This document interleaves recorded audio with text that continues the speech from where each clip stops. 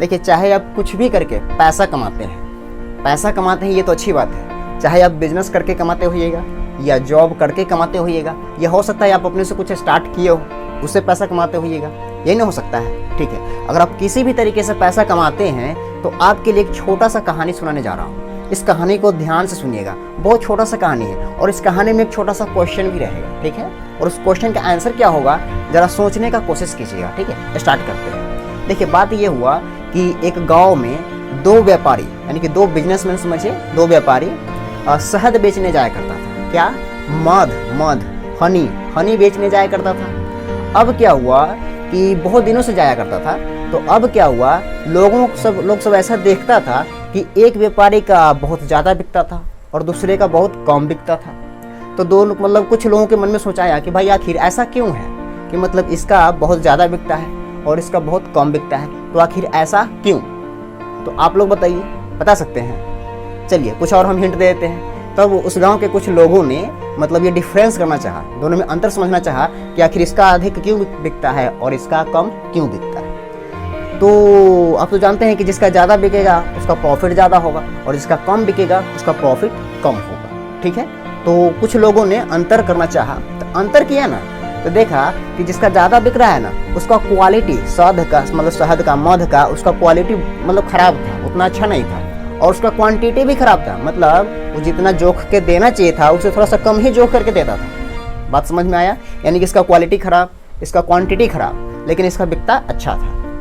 और इसका देखा तो इसका क्वालिटी बहुत अच्छा था और इसका क्वांटिटी भी बहुत अच्छा था। मतलब इसका स्वाद, इसके शहद का स्वाद भी बहुत अच्छा था और इसका मतलब जो जितना जोख के देना चाहिए था उससे कुछ ज़्यादा ही देता था, लेकिन इसका कम बिकता था। तो अब आप लोग भी बताइए कि आखिर ऐसा क्यों? यानी कि जिसका क्वालिटी ख़राब, क्वांटिटी ख़राब, उसका ज़्यादा बिकना और जिसका क्वालिटी अच्छा, क्वांटिटी अच्छा, उसका कम बिकना, आखिर ऐसा क्यों हुआ होगा? आपने मेरे चैनल को सब्सक्राइब कर लिया है तो थैंक यू वेरी मच। तो डिफरेंस लोगों ने ये देखा कि जिसका बोली अच्छा था, यानी कि इसका जो तो क्वालिटी और क्वांटिटी दोनों खराब था लेकिन इसका बोली अच्छा था, और उसका दोनों अच्छा था लेकिन बोली खराब था। समझ में आया? यानी कि ज़्यादा बिकने का एक ही कारण था, यानी कि ये बहुत अच्छे से अपने ग्राहकों से बात किया करता था। यानी कि उसका हाव भाव, आपका नाम क्या है, आप कैसे हैं, आपके पास कितने बेटा है, मतलब क्या क्या है सारा, आप क्या करते हैं नहीं करते, उसके बारे में पूरे अच्छे से बात किया करता था। लेकिन ये था थोड़ा सा घमंडी टाइप का था। समझ में आया? यानी कि अगर आप बिजनेस करते हैं तो आपको क्या करना है, अपने बोली को एकदम मीठा वचन बोलिए, एकदम इतना अच्छे से बात कीजिए ना कि ग्राहक को लगे कि मतलब जो है ना सो आप ही हैं, उसके लिए आप ही बने हुए हैं। तो अगली बार से जब जैसे ही आपको देखेगा तो आपको टोकेगा, अगर उसको ना भी कुछ लेने का मन रहेगा फिर भी आपसे बात करेगा। तो जब बात करेगा तो अगल बगल में भीड़ लगेगा, और भीड़ जब लग गया तो आपका बहुत सारा सामान बिक जाएगा, यानी कि आपको बहुत सारा इनकम हो सकता है।